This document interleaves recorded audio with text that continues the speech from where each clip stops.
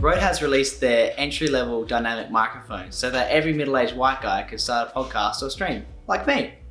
Speaking of which, go check out Deer and Friends on iTunes or in the Deer stream on Twitch if you have some spare time.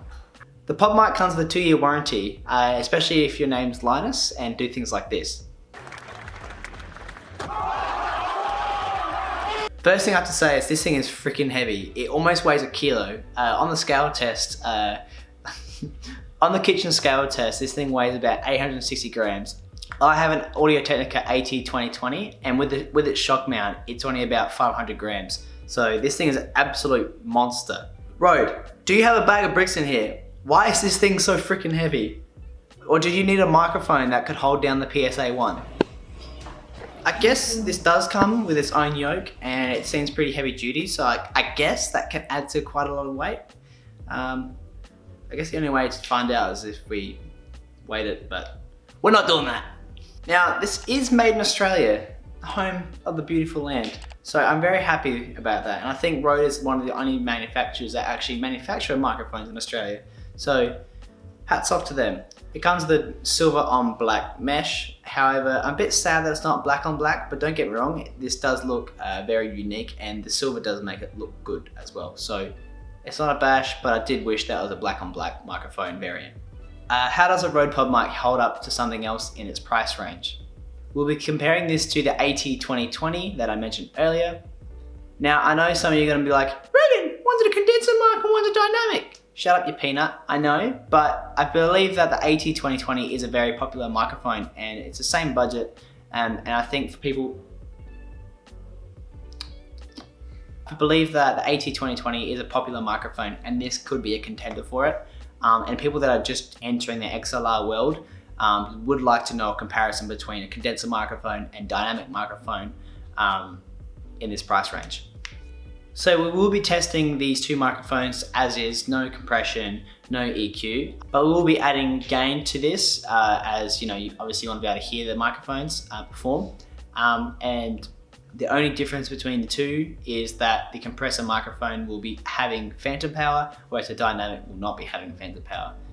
A big downfall of condenser microphones, the AT2020, is this off-axis sound. So often you'll hear is that it picks up everything in your room. It's picking up the plane. So for most podcasters or streamers, you'll hear keyboard clicking, some opening a door in the background or anything like that. So we had a test to see which microphones could pick it up. And of course, when you add compression, you can get rid of those noises, but just on a as-is basis, we wanted to test and compare the two. So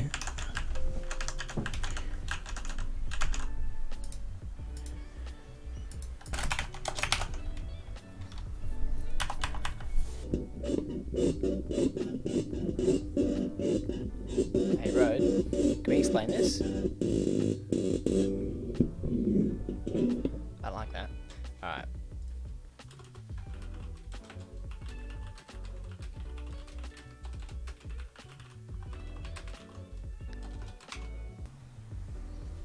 Dot on the spot with a knot.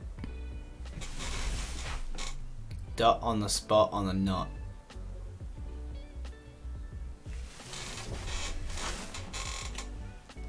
Dot on the spot on the knot.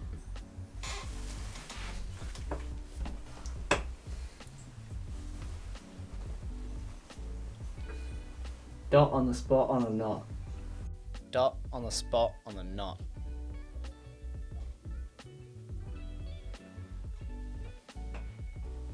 Dot on the spot on the knot. Dot on the spot on the knot.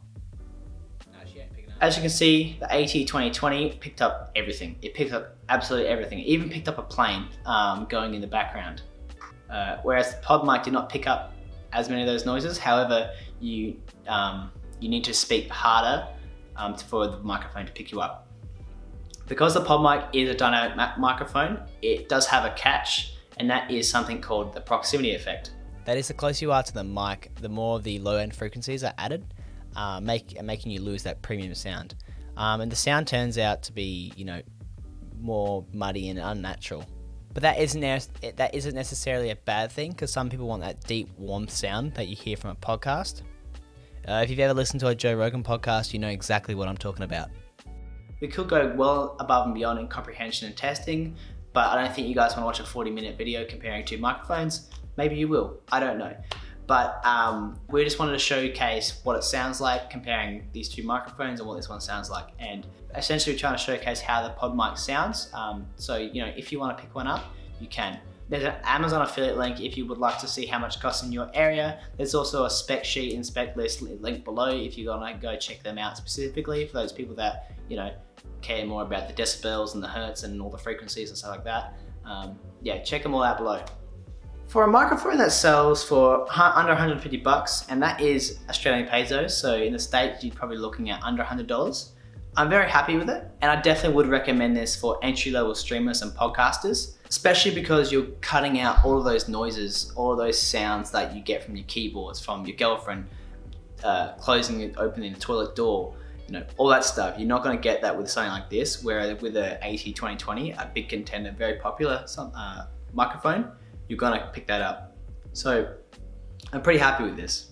Going beyond that, I would look at the SM7B from Shure, or the Rode Podcaster, and two other dynamic microphones, but you're looking at, you know, $500 to $800 for those two microphones. But they are more industry standard microphones, but you get a lot more from them though. The other thing with the SM7B is that you won't have the XLR mic come from the yoke to the mic. You'll have a cable that goes through. It looks much nicer than having it just out the butt here. So if you like this video, give us a like. And if you want to see more from us, give us a subscribe. I will be putting out more content, hopefully, what is it, once every 2 weeks, Jacob? Once every 2 weeks. And hopefully I'll have a haircut by then. So, you know, we'll look more prepared, we'll look more professional. And let us know if you want us to review or try anything or do any tutorials.